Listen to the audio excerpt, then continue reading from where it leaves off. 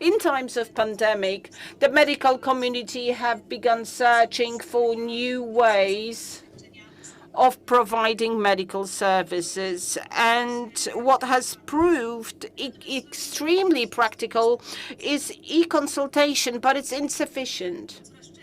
So which is why patients are trying to outreach and access medical services and tests they need in many different ways. And very often they have been left to fend for themselves.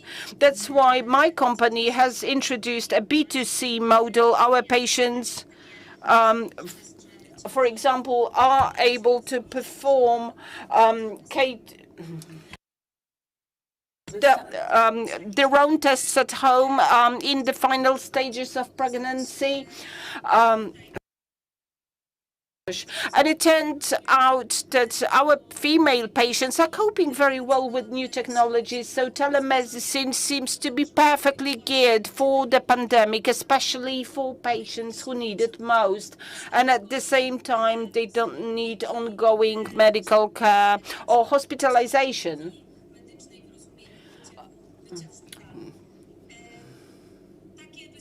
Well, these are challenges posed in front of us by the pandemic, but telemedicine is responding to those needs. And it's certainly a solution. But what are challenges posed to telemedicine, standardization, how to deliver different medical services, and who is going to pay for them? Is there any chance to introduce new services to the guaranteed range of services, or is this service available only from the private sector? If we are able to outreach all patient groups who need very complex care using telemedicine, if we are able to pay for such solutions and have them reimbursed, I'm sure we will be able to solve many problems which pose very big threat to the chronically ill patients or who have limited access to certain medical services.